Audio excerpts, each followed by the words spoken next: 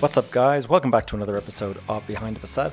I'm your host, Gavin J. Gallagher, and on this podcast, I explore the mental and emotional game often playing out subconsciously both in your mind and the mind of everyone else in the real estate or property investment market.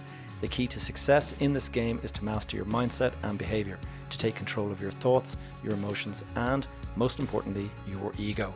Welcome to the show. Guys, real quick before we begin, just want to ask a quick favor. If you could, please leave a review for the podcast, whatever platform you're listening in on. If you're able to give it a 5-star rating, if you're able to add in a little bit of a review, it makes such a difference to our to the podcast and to the way it gets pushed out there on the different platforms. That's all. Nothing else to ask. Now let's get on with the show. So 2022 has been a really eventful year in the investment world. The post-pandemic inflation has really hit these high levels. In fact, it's hit like 40-year peak at this stage. And central banks are on the back foot really trying to fight this. And they're increasing interest rates in order to combat inflation. Now, this increase of rates has had a predictable corresponding impact in asset values. And you've seen it across the board, whether it's stocks or whether it is crypto, whether it is real estate, everything has been in some way, shape or form impacted. Now, different markets react in different ways, but the optimal mindset of an investor never really changes. Regardless of which market you operate inside, it's essential that you have this kind of optimum investor mindset.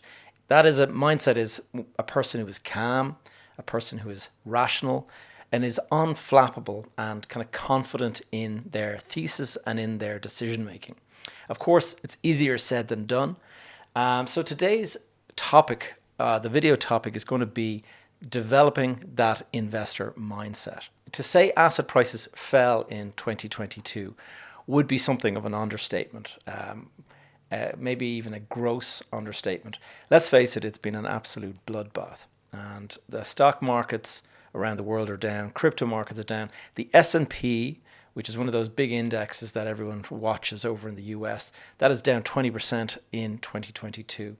So if you had 100 at the beginning of 2022, you ended the year with 80. Now the Nasdaq's been worse. Nasdaq is the one that tracks the tech market. That is down 33%. So if you started the year with 100 million or 100,000 or €100, $100, whatever, you ended the year with $67. And so it has not been great. And tech favorites like Tesla are down 65%. So they're even worse. And Meta, which is now, Facebook, WhatsApp, and Instagram, that is down 70% year to date. And crypto markets also badly impacted. Bitcoin is down 65%. Now, FTX, which was the big, the crypto exchange that Samuel Bankman-Fried was running, that has gone bankrupt. And Samuel Bankman-Fried himself has been now extradited to the US and is facing serious fraud charges. And so, he is looking at literally going to jail for something like 60 years or something like that. So, pretty serious charges against him. And he's not alone. If you look at the entire crypto market, it has been going through these ructions as a result of that. So you've had Terra Luna has collapsed, 3 Arrows Capital has collapsed, Voyager has collapsed, Celsius has collapsed, BlockFi has collapsed. So it has been a bloodbath. Now, when you get to the big question, when you listen to this podcast or this channel, is that we are now looking at the real estate market. Like, what is the real estate market going to do next? And as we know, many housing markets around the world have started to soften. The US market is reportedly down 35% in the year 2022. The UK market is facing some challenges of their own. And they are, I read recently, they are going to be looking at the worst and longest recession on record. Having said all that, they are expecting the housing slowdown to fall just by about 5%, which is not bad. However, commercial assets in the UK, they're predicting that those could fall by as much as 20 to 30%. Now, that might not seem like a huge drop when you compare it with what's happened in crypto and stock market and stuff. But if you consider that most of these big funds that buy commercial assets use a lot of leverage, and so 20% fall in values could be like a 200% fall in value when the leverage is taken into account. So literally investors could lose 100% of their capital in some of those situations. So it is risky. In China, the property market has gotten so bad.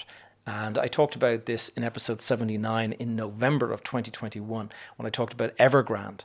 But the Chinese government has actually now decided to roll back its own 3 red lines that they created to try to kind of contain the gambling that was going on in the Chinese market. And they seem to have basically the medicine that they brought in to bring that under control is so painful and so unattractive that it has completely rocked their property market. And they suddenly realize, we made a big mistake. We need to put this back in the can. And so they're very much on the back foot. So property markets all over the world are starting to kind of struggle a little bit as a result of what's going on with interest rates, inflation, in consumer sentiment, investor sentiment. Everything is starting to get impacted. Now, what about my own home market, Ireland? That seems to be faring a little bit better. And that is not to say that it's going to continue to go like that.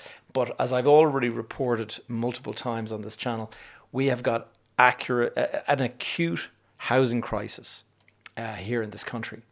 And that was already the case before 70,000 Ukrainian refugees were welcomed into the country. And so we are now at an absolute breaking point in terms of the housing market. And it's not just the housing market. We also have problems with our hospital system and the medical system and stuff. But getting back to housing, we have not actually seen a correction in house prices, at least not yet. What we have seen is a slowdown in the rise, which is not to say that they have fallen, but instead of tearing away at 15% a year, I think it's now fallen back to 6% a year. And 6% a year is still a pretty comfortable increase. And most investors will be pleased with a stable 6% per annum increase in their values. But the future remains to be seen. We really don't know what to expect next, because if you take into consideration that the market does tend to lag, and so what you see happening in the stock market and in crypto, it does often happen in real estate, but usually on a longer timeline. Now, affordability, as I've said it multiple times, and I'm not going to bore you all talking about affordability, but it is definitely the issue. But that also presents opportunities. And I know certainly some of the guys that I work with and some of the people that I'm coaching and stuff, they are looking at the house of multiple occupancy, the HMO strategy. And it does seem to be a strategy that will work in this kind of affordability situation that we're in, because people are looking for cheaper methods of rental. And if you can't afford to rent a house for 2,000, but you can afford a room at 750 or whatever, then I think those people that are renting rooms will probably do quite well. The supply-demand imbalance or supply-demand tension, as it's often known, is another key aspect, but that is so hard to fix in the Irish market anyway, because we can't bring in enough contractors to actually fix the situation. Why not? Well, because there's nowhere for them to live. And so we're in this kind of double whammy kind of a situation. But I'm not here to talk about the market. I want to talk about this mindset that you need for success in investment.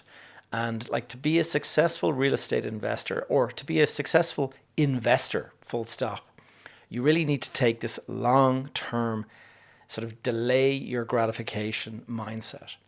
And you should be thinking in decades rather than years, and you should be thinking certainly years rather than months, weeks, or days. Now that might not be a very sexy statement, especially for those of you who are younger who might be watching and you're thinking you want to get rich fast and stuff like that. It is not a sexy statement, I agree, but it is accurate nevertheless. And my career, I've spoken about it multiple times before. I've had some really sudden success stories, and it's been great. And, I rode that wave back in 2005. And, in one deal, I did 2.5 million profit, and it just took me 6 weeks to make that profit. Those are, those are almost like fables, really. That's not something that you should expect to repeat ever in your career. And it was kind of a one-time deal for me, but it was very, very nice at the time. But you got to have a mindset that it can actually take those kind of wins and dust yourself off and kind of say, you know what, that was a one-off. Don't expect this to happen again, and have a very stable and a calm approach to the way you invest. So let's get into some of the things that, you can do to, first of all, remember that investing, especially in real estate, this is like a long-term thing. You should think of it like a long-distance journey, okay? Think about crossing an entire continent or something like that.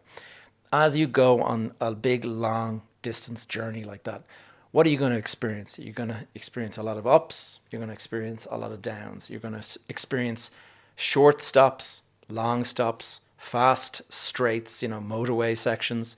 You're going to be windy, narrow roads where you have to go slowly. And occasionally, you're going to have to hit reverse. And you might even have to turn around and go back to where you started. And this is the reality about the real estate market. It is a long journey, and it's not something that is linear. You should not expect it to go from 0 to 100 over a defined period. It might go 0 to 20, back down to 13, back up to 40, back down to 30. It is kind of a zigzag, but hopefully if you get it right, it's going in the right direction over a long enough time period.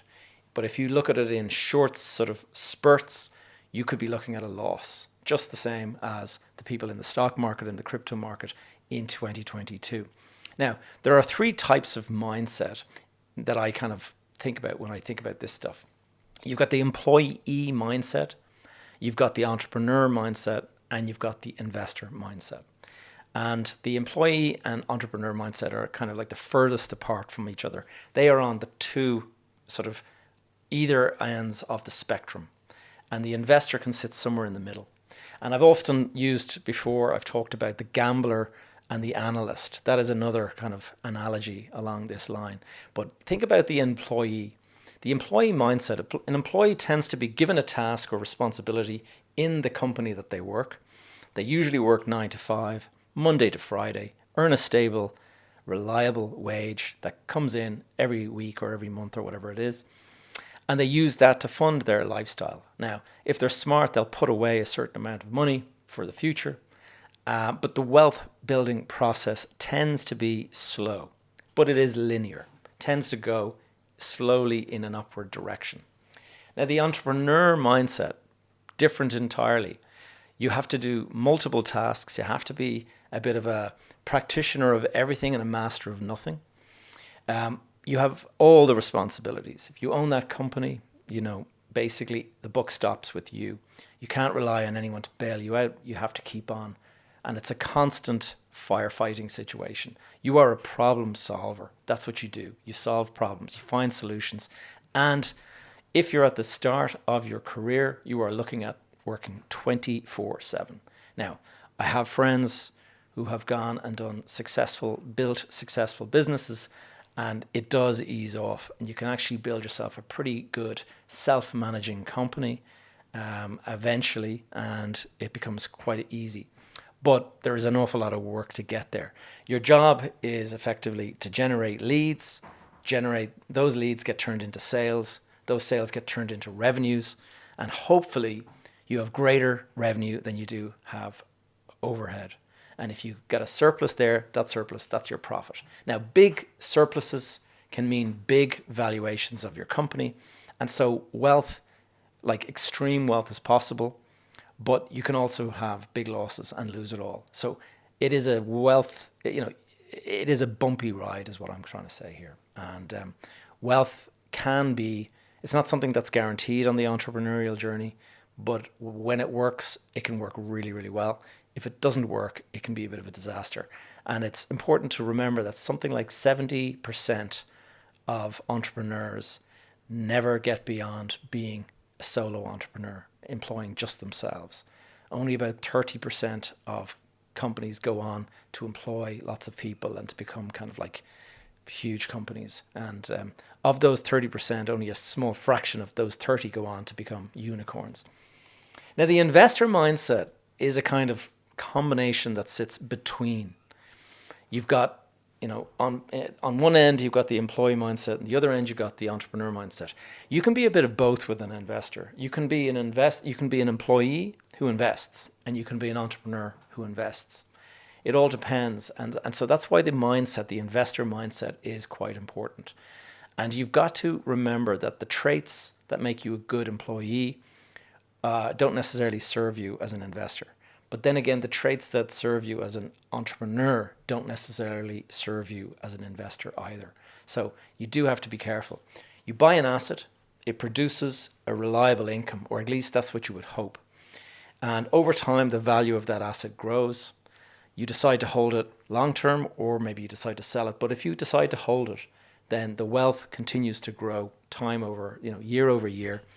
And it is important to remember that it's not always a linear process. It can also have a bumpy ride, but over a long enough time frame, it tends to go in the right direction. Now, if you're an investor, do not be naive about it. Deals do not always work out. Now, of course, the day you buy a property or an asset or whatever it is, the day you buy is, that you did not buy it because you wanted it to fail. So that goes without saying. You put your best foot forward, you made a good decision, so you think, and you bought it. But do not be under the impression that this is fail-safe and that you cannot make a mistake. Deals sometimes don't work out, and it's not always something that you've done wrong. It might be the market, it might be some other aspect that you have no control over. There are no guarantees with investment, and if there was, then everyone would be out doing it, and you wouldn't have such an easy time getting into the market. Now, some people will decline to invest because they don't, want to take the risk. You must tolerate a higher level of risk than the average employee mindset in order to become an investor. But by doing that, you have to accept that not all of your deals are going to work out. Like, to expect 100% success rate is simply naive. And so if you're going to do 4 or 5 deals over the next couple of years, you don't want to go and buy any property that's going to lose. But to think that the 4 or 5 you do buy are all going to be winners is just simply naive. And that's not to say that you should go out there and, be sort of foolish or foolhardy about it, but just expect that some aspect is outside of your control, and therefore there's likely to be some sort of a wrinkle in the deal. It doesn't mean that the deal is irrevocably lost. Like, when we talk about return on investment, I think what you should really start by thinking about is return of capital. Return of capital is the first thing to think about. Return on investment is the second thing to think about. Now, if you're not willing to accept these risks, then perhaps you're in the wrong game. If you're not willing to accept that the next deal you do could be, a bit of a loss maker, then you're in the wrong game. Now, you can stack the deck in your favor. There's no doubt. You can make shrewd decisions. You can have a smart strategy, and all of that definitely helps. But you do not control all of the variables. And it's important to remember, you can make all the great decisions. Every single decision you make is the right decision. But the market does not care about your decision. It's going to go whatever way it goes. So buyers, sellers, tenants, the market can change its mind. Sentiment can change, and you're out of, it's not anything that you can do about it. Markets fluctuate in cycles. As interest rates increase, it's almost guaranteed that as rates go up, you're going to watch asset values go down. There's that corresponding kind of movement between those two. And that is why we've seen this spike of asset prices over the last couple of years, because interest rates were so low. Now, supply and demand also, shifts over time. Consumer demand shifts over time. Consumer and investor sentiment shifts over time. You have no control over it. All you can do is, pay attention to it and hope to see it before the market sees it. And it's something that, some people are better at it than others. Market values decline, assets age over time, obsolescence becomes a thing, and you have to start reinvesting in your assets. Certainly in the property business, you have to reinvest. So you go and buy a property today, it'll get you a nice return for many, many years.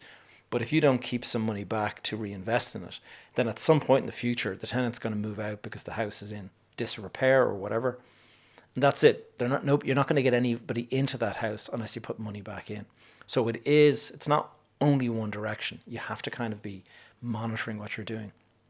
Now, over the longer time frame, property does tend to move upwards. And so those little sort of times when things drop and the market fluctuates and stuff, if you can hold out during those periods, then you're going to do fine.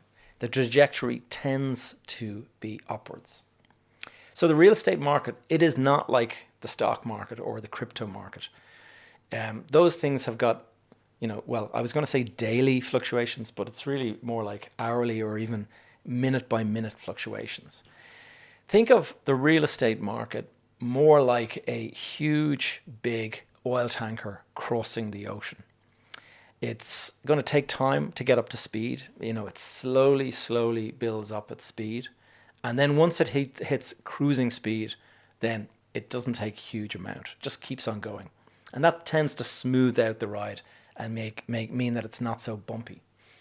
But because of this momentum and this inertia that the market has, it takes time to stop, and it certainly takes time to change direction. And in fact, if you want to stop an oil tanker, you have got to put its engines into reverse, and you've got to do that miles and miles and miles before you actually get even near to the place where you need to slow down. And so that is the way, the momentum and the inertia. And the property market is very, very similar. The property market will continue moving forward, and then all of a sudden, you'll start to see that the writing is on the wall. Interest rates have gone up. Like a year and a half ago, I started talking about inflation on this podcast, on this channel. And what's happened now is inflation, it was flagged back then. Interest rates were going to have to go up as a result of that. And here we are 1 year later and 1.5 years later, and you can see that is now affecting the market. Certainly in the US and the UK, it has affected it more than my home market. So that time lag is a big problem. And if you see a storm when you're in a super tanker, one of these big oil tankers crossing the ocean, if you see a big storm up ahead, too late. You are just a passenger on that ship now. You can turn away all you want. You're not going to buy it. You're not going to get around that storm. You have to go through it. And that is kind of like the analogy I use here in this situation. You're on a boat. You're on a tanker, we'll say. We're now about to hit some rocky waters. You just have to hold on now, and really you have no control or influence over it. Now, you can obviously decide that you're going to sell and get out of the market, but that is usually what's happening at the same time as everyone else is making the same decision. So if you decide you want to get out, you're going to find that there's plenty of other people that are thinking about that as well. So there's either going to be lots of sellers at the same time as you, or you're going to find that a lot of the buyers have dried up. And so that is one of the problems. And we saw that happen before. Back in 2008, everyone started trying to offload their properties all at the same time. Market crashed. It fell 70% or something like that. And that's what happens in these situations. Now, a lot of people were lured into a false sense of security over such a long period of time. And that was one of the problems with rising markets, is that they tend to go up for so long that you forget that there can be down periods. And so you end up in a situation where you forgot that there can actually be a correction. So we're in this point now. Not so sure the Irish market is going to endure a correction, but certainly the UK and the US market is going through a correction at the moment. When the market is rising and everyone is buying, when rates start to rise, the ability to fund those purchases suffers. And that's when people consider which asset they're going to sell and which one they're going to get out. The short-term trading sort of mindset that people have, they're the people that are going to be looking to sell right now. But the people that have this long term, I want to own this property in 20, 30 years, those people are just going to ignore the panic, and they're just going to say, you know what, I'm just going to hold, I'm just going to stay here. Might even buy those other guys, those traders that are getting out, I might buy those properties. Now, I wanted to put this video out today, or this podcast out today, as a reminder, because the assets, you got to assess before you start buying and getting into this market. You really got to assess the type of mindset that you have. Are you the short-term trader, or are you the long-term holder? Yes, values may fall over the next while, but they eventually recover, as they did after 2008. Back in 2008, everyone thought the world was collapsing. A couple of years later, people were buying up at absolute bargain prices. And here we are today. The prices are currently around about the height that they got to in 2008. And what do we expect? If the market falls, who cares? I mean, that would be the attitude that I would hope that you have, because you're thinking long term. You're not thinking about your asset price. One of the big mistakes I've heard people talking about, and I've heard it recently from people I was speaking to, they're saying that, they've made this much money because their property that they bought has gone up to this price. But the reality is that it's only ever a moment in time. So today, you haven't made any money. You've made the money if you've sold the property, yes. But if it's valued at X today, it could be valued at 10% less than that next year. And so don't get fixated on how much you've made, because you haven't made it unless you crystallize that. And if you do sell it, then of course you have to pay tax and all that kind of stuff. So you have to just think about this. Take the long term. I bought a property in 1993. So we are now in my 30th year as a property investor. And I bought that property for 85,000 Irish pounds. And in the period that I owned it, which was, I only sold it like 3 years ago, I think. In the 27 years that I owned that property, I was paid the same amount of rent as 3 times the value that I paid for that property over that period of time. So, it definitely pays to hold long term. I ended up selling that property for, I think, around 700,000. So I got close to 10x, plus getting paid 3 times the amount that I paid for the property. So long-term hold. Why did I sell? I sold because I wanted to put the money into another asset. And so that's the kind of decision that you have to make. But I didn't take the money out because I wanted to go and fund lifestyle or something like that. Remember that success tends to flow to investors that are calm, collected, and rational thinking. It tends to flow to people who are willing to delay gratification, and it tends to flow to people who do not feel compelled to prove anything to anybody else. I don't need to go and buy a fancy watch to show you that I'm successful. I don't need to buy a fancy car to show all my friends, look at me, look at what I can afford. That is just, that whole comparison thing, that's going to sink your ship. Remember that the best investors are the one with an inner confidence and a certainty, but don't mistake that with arrogance. If you're out there bragging about, that you're going to hold this and you're going to hold that and all this kind of stuff, you're kind of missing the point. The idea is calm, collected, and quietly confident. You have to be capable of waiting out the market, and provided, of course, you have the cash flow to do that. One of the biggest mistakes you can make is think you're going to wait out the market, but actually haven't put yourself in a situation from a cash flow point of view to be able to do that. What is your return on investment, and what is your, we'll say, interest cover? If you got funding at a very, very low rate, and those rates are rising now, or they're going to reset in the next year or two, you got to be careful that you actually have the cash flow to cover that increased rate. Look ahead, project out, and just make sure you're in a position to be able to cover that. If you are, then by all means, sit back and just wait for the market to recorrect itself, and then it'll be back up and it'll be heading in the right direction again.